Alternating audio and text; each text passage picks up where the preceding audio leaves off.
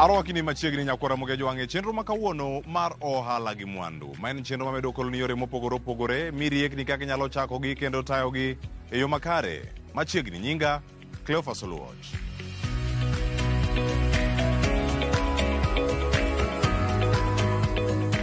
Kawuono ka wachako chenro mar Ohala Gi Mwandu, wadamenyo siganda rawera. Iluongri ni Gen Z timo ohala, bende ing'eni nitie thuolo mathoth ahinya minyalo timo. Kendo kae inyalo puonjo oganda timo tich, mitudgi kod tich. Iwacho ni Nairobi kibiro, yor manyo tich, nyalo lokore tich owuon. Kae kama wantiere nyakwara moge jwange kawuono wawinjo sigand wuod Koyugi. Kae en Samuel Osweta. Samuel Osweta timo ohala no mano mar tiego joma tindo, kata jogo madang'eyo kaka inyalo dusri. Jok maduso wengegi, buko poda, loso kokgi, nyalo loso wich, saloon kata jal maliedo. En ohala mowacho ni nitiere kod lek mano mar yaro mochop nyaka e gwenge makaluo koa e kaunti ma Nairobi. Tiegruok mare, lony mare kaachiel koda ka gik mathoth mantiere kar kae mano miyo ochake e pinyno ma Uganda. Nyaka sani tiegruok mare osemako jene mathoth moewo 100 gi wiye. En gi lek mano mar chopo ne rowere e konde duto ma pacho kae. Bende ing'eni gino ma ichako kihero nyalo lokore tich, ma bende miyo jok moko tich, to in bende mi yuto. Mano e Ohala Gi Mwandu. Kawuono sigana ma Samuel Osweta wuok Koyugi ema chakonwa chenrowa mar Ohala Gi Mwandu.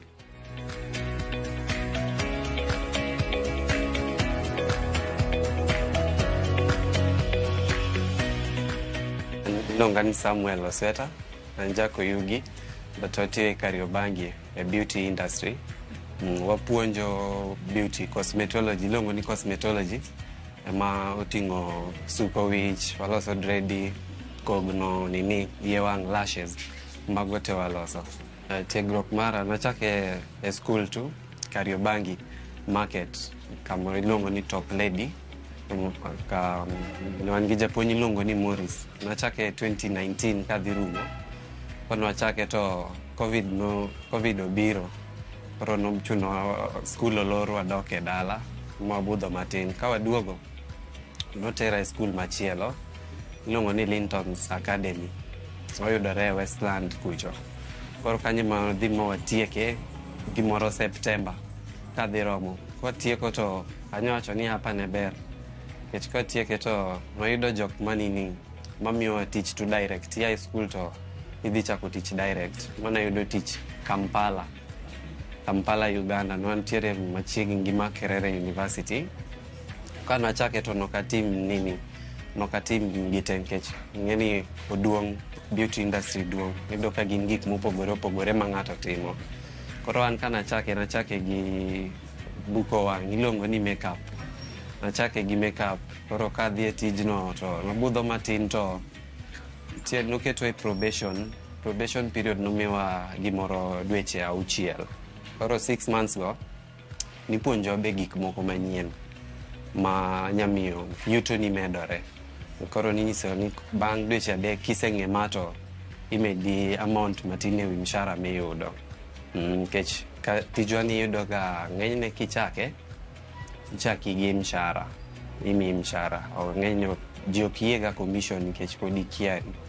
Yudo ni kichuli gi commission to ng'enyne ji aga kech, nyamiyo ng'ato give up, but oluwore gi kama ng'ato yude tich. Koro natiyo Kampala madhi dweche 7-8, kasto duogo e rusa. Ka duogo e rusa to bwana manochako puonja ayudora kode. To koro ni Sam, yani wanya tiyo kodi to wanya dongore, wanya dhi mabor. Napenje ni wanya tiyo nango nikech en gi school to an natiyo e loso jitu. Mukona nonya puonja kaka wapuonjo mayud certificate. Mupuonja mang'eyo puonjo. Koro mano bang'a Kampala machako puonjo. Koro napuonjo to apuonjora gik mamoko kaka loso yie wich.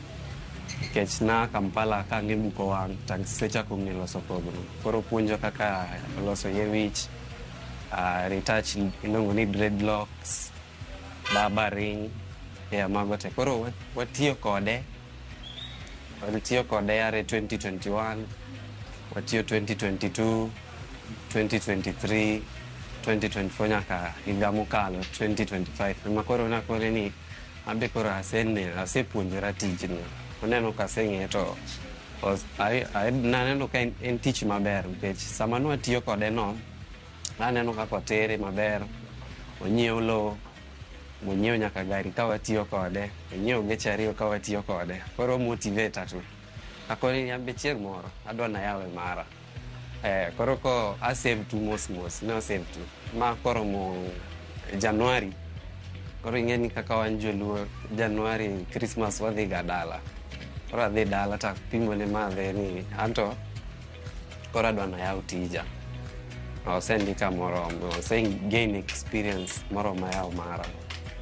No, nyisa ni mano ber kidayo mari. Penja challenges mage mana neno kama nitie. Koro ni challenges eto mare to nopogore nikech en kano chake nochako kamoro ma kano yawo to noyawo ka en gi jopuonjre kane Morris yawo skul oyawo ka en gi jopuonjre ge mara to kadhi chako nakone ni anto ok ang'e skul ahinya lakini an adwa mana yawo koro nikech wanga gi skul to wan gi spa koro ilose kogno tiere kaka iloso lashes o style wigs to gi barbering be nitiere shops. Koro kana nyise to akone ni anto aim 9 mana yawo kar loso ji puonjo ji. Okona ni inyalo tema nyaka skul ne kaka vive. Mano koro wawuoye ni Januari masani wane dwe mar 4. Kana biro to wamanyo ot ne wan gosiep na ni Elvis watiyo kode. Wabiro to wawuotho wamanyo ot to wayudo kaka bet fair rent koro wakao ot mokwongo nitiere first floor inka waketo kamilose ji tu koro nikech tijni the more itiye the more ing'eyo ji nikech en ong'eno dhi gi referrals kaka loso ng'ani to omore to dhi onyiso ng'ama chielo koro kuma nawuok jok mana puonjo be moko nitie manosetieko tich mosetieko skul mosechako tich ong'eyo tich maber koro gioro na jopuonjre koro naneno ni ka jopuonjre kare nitie to anya yawo skul naneno konya dhi maber koro dwe mar 2 nwakawo ot machielo ma en mae ma yudo jopuonjre ayudo jopuonjre sani an gi jopuonjre 20 ma wapuonjo hair dressing so wapuonjo gi beauty so beauty wapuonjo gi package se to ayudo gi nikech jok mane nitie manoro gi otieko maber kotieko to wamanyo ni tich the more ibede industry the more ing'eri gi ji mang'eny nikech since ni ng'eny ni an apuonjo ok alos ji ahinya koro ang'era gi jok joma loso jigo an gi ji e town wantiere gi ji within to around kae nitiere jok mwang'ere go Westlands nitiere jok mwang'ere go Kilimani sani osepuonjo ji mang'eny nyaka nochaki osepuonjo ji mang'eny ka gitieko amanyo ne gi tich na connect gi kata sani simbe pod igoyo lakini anyiso gi gani wan dwe mar 4 wa release students ma tieko manyalo chako tich wamiyo dwe mar 6 kendo wachako wamiyo gi lakini jok ma December kochopo kech jok mango kae ng'eny gi machako dwe mar 4 ni ng'eny gi gidhi tieke dwe mar 11 koro period ma iyudo ka tich bedo ga mang'eny jok miloso ng'eny gin tich koro ka gitieko to gin gidhi e tich amanyo ne gi tich ng'ato ka ng'ato based gi gimo ng'etimo maber nikech iyudo ka kaka wapuonjo loso nails wapuonjo lashes loso yewich iyudo ka koro kotieko to wang'iyo ni wamboi ong'e loso kogno maber nitiere kama idware ng'ato Kilimani ago simu odhi kuno koro kodhi to kata interview kimiye gimong'wacho nong'e timo to ging'iyo kako timo to ing'iyo kamikete mokalo dwe mar 3 kawan gi nyiri 3 modhi pinje maoko nitiere mane watero modhi Dubai nodhi Super Witch to giloso kogno asto nitiere modhi Saudi to nitiere mwatero Canada be koro oluore gi janyuol kumoneno ka embe ka sawa kode but watero gi ganyake pinje maoko nyalo konyo dongruok, onya konyo e dongruok nikech nyaka nachake to dala kucho nitiere lo manasekawo ma wuon go noyiena nyalo chule matin. Koro so far ne en lo okosti moro 400,000 ting'eni pod nayot. Koro noyiena nya chule mos. Nakone na nyalo chule didek. Asechule diriyo. Koro dong' chulo dichiel. En gima nyalo dongi. Odwaro ni ijituma. Odwaro ng'ama tiyo matek. Ng'amokol. Odwaro ni isik kibuonjo gi customer nikech watiyo gi joma nyiri. Manyiri ng'eni nyaki itang'ne koneno laki kani oko to ebo winjo ka en kama safe.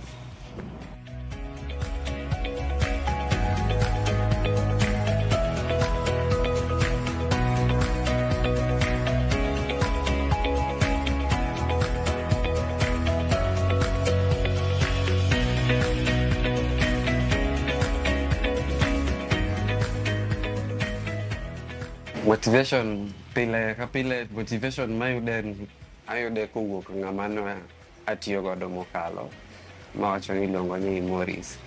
En mono o motivate nikech pile kachiewo to ang'e ni en tijni mosetiyo to sani koro ok ochul rent to dak Nairobi ka to ok ochul matatu en tiere gi gache.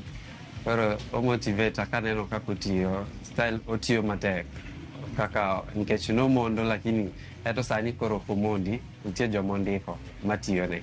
Koro pile en momiya motivation to nyisa ni tijni ki itiyo nikech kana tiyone to nyisa ni ti kaka mari. Chieng' moro kiyawo mari ikibed gi tich matek.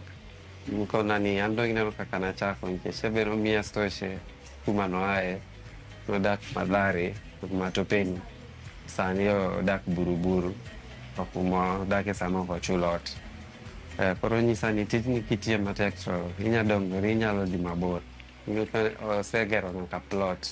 En gi plot Babadogo manokawo mogero rentals mana gi tich mawatiyoni. Koro aneno ni abe kaka achako ni odhi tera mabor. Apango yawo branch moro Koyugi. Ka adhi ga Koyugi aneno ka sano osendelea tiere moko moyawo. Koro adwa ni bang' higni moko matin nikech Koyugi kuno to ema ka chieng' moro abiro doke. Adwa nabi yawo mara moro kono nikech ma koro nyaka nwachaki ma mara ariyo mwayawo ni. Koro adwa ni mar adek adwa yawo moro Nairobi but location mopogore. Kasto mar ang'wen adwa nadhi yawo Koyugi e chuny town kanyo. Ng'ama dwa chako ohala bila nyiso luor. Koluor gimoluoro no gimotim nikech an be naluor ma kata chieng' mana koro nindo nadhi chulo ot adwa chake. Naluor ma be chiegni kata ni nok ayud nindo. To naparo ni nipuonjowa mzungu moro nipuonjowa life skills. Nokono ni gimiluor timono en midhi time. En ma kuna nitiere chances minyalo succeed go. Koro an be awacho ni maluor timono atem adhi ang'i aneno dhi bedo nade. Nikech nasetemo gik moko iyudo ka in very comfortable timo gimoro kichake ni to iweyo. Koro en gimoluor ng'ama dwa chako ohala ni owinjo koluor timo. Onyalo chake to kik onyis ji mang'eny. Kik onyis ji. Kose make decision ni mae gima datim nikech ing'eni kikono ng'ane kono ng'ani kono ng'ama chielo gite gidhi miyo opinions mopogore. Nitie ng'ama motivate kanyo, nitie ng'ama miyo chunyi tho, nitie ng'ama bende wacho ni in tim kaka ineno ni datimo. Koro an kaka na make decision ni mae gima dwaro. An nawuok ase adhi agolo savings gato adhi anyiewo gig tich nanyiewo mos kuma natiye before. Koro onyalo chako e matek but kisechako dwe rumo inipo mani isechulo ot to pesa be pod idongo kendo dwe mabiro rumo koro ochopo kiwango kuma kata koro gik moko ok ing'i gik moko kaka chulo ot kiati mango nitie gik moko yen gik madongo ng'ama dwa chako skul odhi depend gi location maintie kasto odhi depend gi nini ot miyudo chalo nade en kama chalo nade to gichule marom nade nikech kaka karwa kae marwa ni wachule 7,000 but ohala kaber to inyaketo pesa michulo kata gimoro dweche 3 kama 6 kadhi mbele. Koro nitiere gik moko ma nitiere requirements ma mondi saloon nyaki bedgo. Koro onya renja kingi gimoro 100,000 mano wacho Kariobangi ku. Kariobangi nitiere kaka ofavor gik moko nengo gi ok tek ahinya. Koro ka mara ni no aketo ne gimoro 100,000 kwa chake mwanyo equipments go gik ma students tiyogo kaka moko munyane ne toke kaegi mago te wa provide nikech one school fees waketo ma cheap ma at least ngata nyala afford wa gichula 3,500 dwe to dhi gimoro odhi dweche 6. Bang' dweche 6 kosetieko to obro timo penj. Kosetimo penj to wamanyo ni tich eka gibro duogo bang'e graduation. Graduation wan ga go wabro bedo go madhi bedo marwa mokwongo dhi bedo December.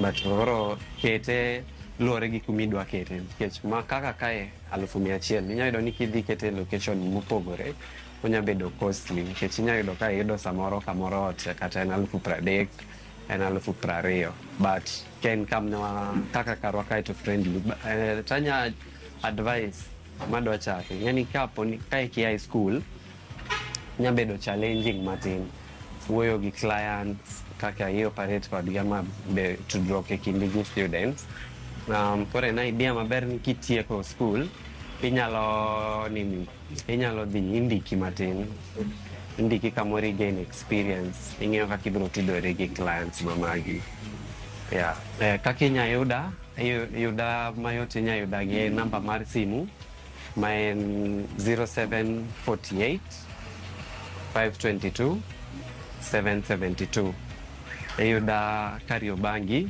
antiere machiegni gi Shell mantie Outer Ring Road ama Catholic kanyo ma yuda machiegni. Waepo Monday to Saturday waepo saa 2 waloro saa 2 otieno. Sunday waepo saa 4 waloro saa 12 odhiambo.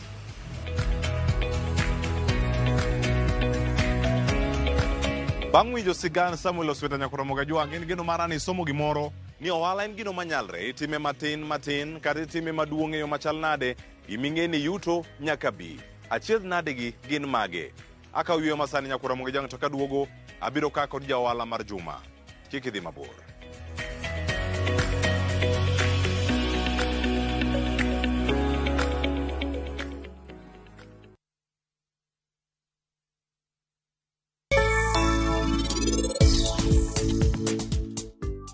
Chimpari ni mitahinya maro ni okumit kata kaponi jatelo mar Sanju biro chamo chiemo ma anatedo ni to kare mondo eno miye telo ibiro miye tich mapiny. In gi hawi ahinya in gi mon ariyo achiel loso chiemb India to moro loso chiemb Italy. Ka in ok inyal bedo jaloch kae kik yien gi mondo gin gi loyi ketha gimoro amora.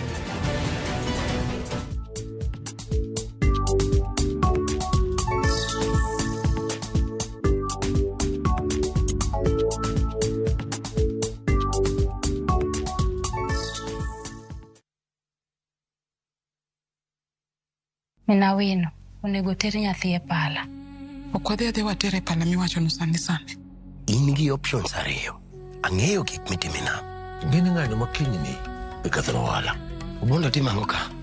Mano ne na idea mar Mirab. An natamora. Mirab matindo ting'o ni wi. Oyawre buru. Ya kanisa Ne wan gi kesha. kanisa mokendi.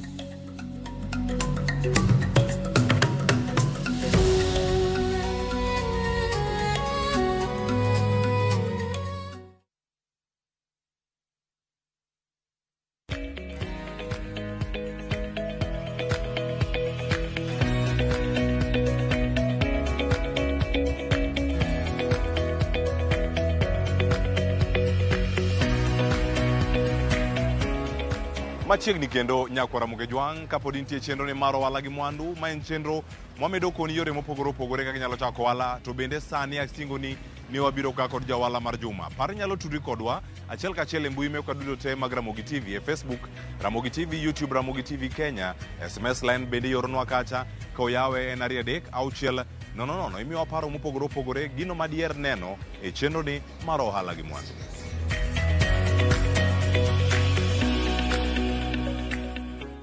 Ka warango jaohala mar Juma nyako Ramogi Jwang' kawuono wayudo nyaluo ma en nyar Ugenya, kendo kae en chiro mano ma Kariobangi North Market. Agomba kaka kod jaohala mano miluongo ni Judith Awino. Kata kichopo e chiro ni ma Kariobangi North Market, ka ipenjo mana idwaro Awino mano matweng'o tidhi yude. Tweng'o ni tweng'o e yo machal nade? Otwang'o lewni mag joma chuo kod jogo mamine. Ohala mowacho ni osetimo kuom kinde maromo higni 10. En ang'o makete ohala ni? Ber mane moyudo? Bende onyalo wacho ni ohala ni kelo mwandu. To e kinde ni nyako Ramogi Jwang' bende wapenje kendo wanono matut kotenore kod yuto mabiro e ohala ni. Inya bedo ni in rawera matin, in nyako matin, tin gi gombo mar yawo kari. Inyalo chako gi ng'ato matin, kaeto bang'e ilos kari ma bende nyalo kelo ni yuto. Sigand Judith Awino omiyo kawuono chopo e mesawa kendo en e jaohalawa mar Juma.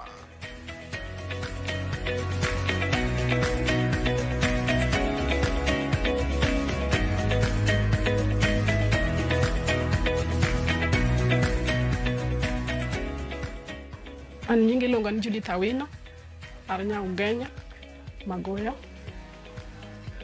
An jaohala, atime Kariobangi Market, Kariobangi North Market.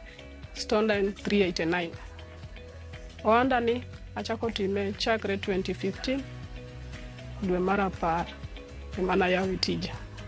Bang' puonjruok tich nondika kuom dweche matin. Taparo ni ayawo ohala kaptime mara kenda to nyakonya moloyo kondika.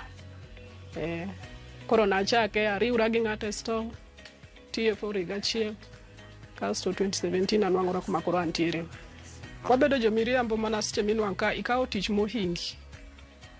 Kawo tich mohingi okitieke wang' sama customer dware. Machielo en tama. Kibedo gi tama sama itiyo tijni ok inyal timo maber ne customers mikawo tijgi. Niwach idhi mikawo tije mang'eny. Michaki inwang' ka ng'ama nokelo tich machielo mbele mar ng'ama chielo cha yudo kapok itieko. Ami koso kujipanga. Lesson maselane tijni dwaro ni bedo mana ng'ama jaratiro mana kaka asenyisi. Ibedo ng'ama jaratiro. To kopogre gi mano, tijwa ni dwaro ni oking'i customer kende. Ibedo gi ijipanga. Ka customer kelo ni tich, moweyo ni pesa, tijipanga gi pesa no, ok ni mane ming'iyo. Mane gima selano kuom tijni. Owe ni pesa ichaki tiyo go tich machielo mopogre gi ma.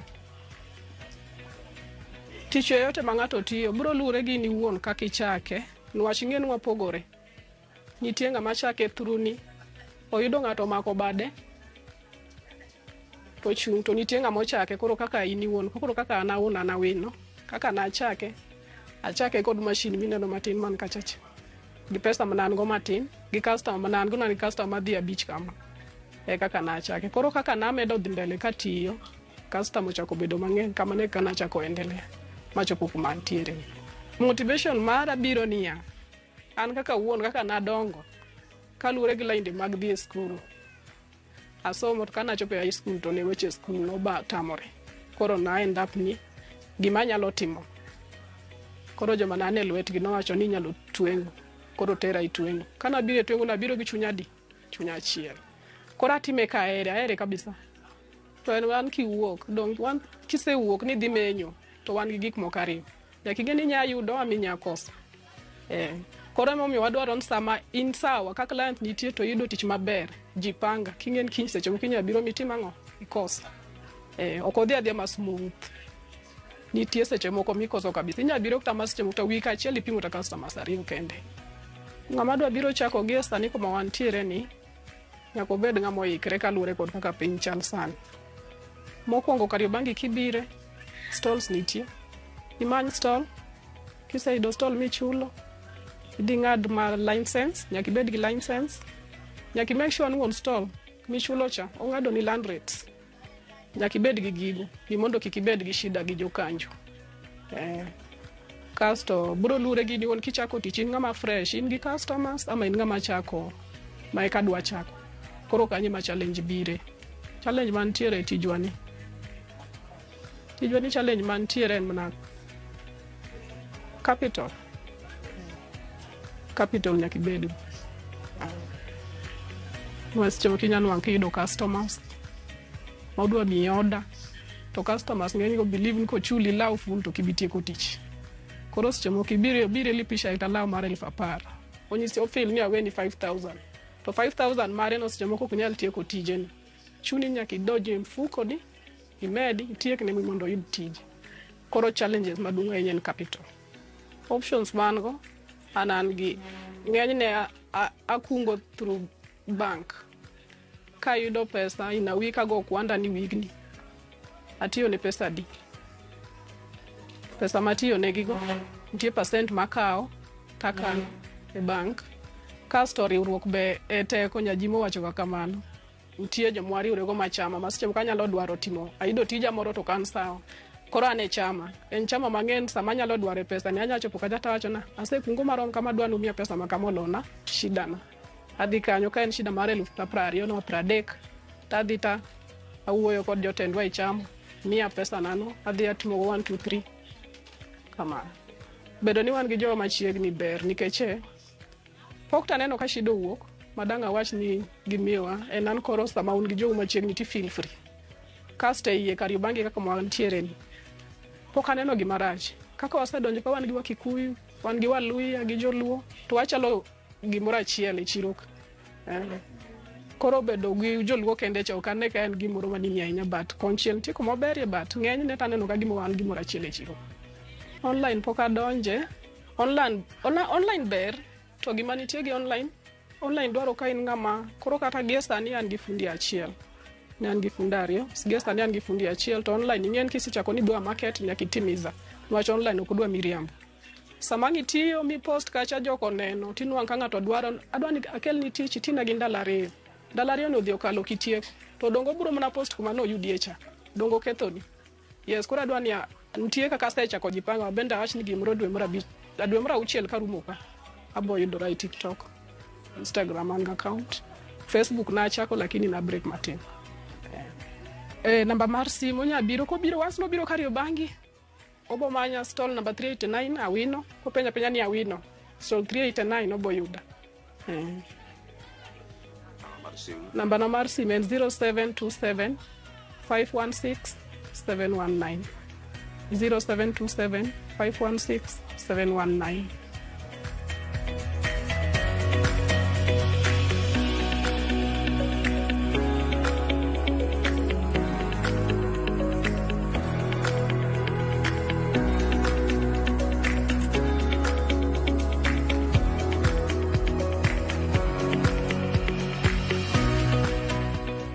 Ramogi Jwang siganda Judith Awino ageno nopuonji gimoro ka ginyalo chako ohala bende kamoro amora ma intiere maonge luoro mak mana ni yud capital mano madwarore riekni madwarore loso siep e kin gik mamoko mathoth ahinya mapod ntiere ka gitayo ohala. Turi koda kendo juma manyien abo menyo ni weli mamoko abo mi riekni mopogore opogore ka ginyalo chako ohala kendo tayogi e yo makare. Oriti masani nyinga Cleophas Oluoch.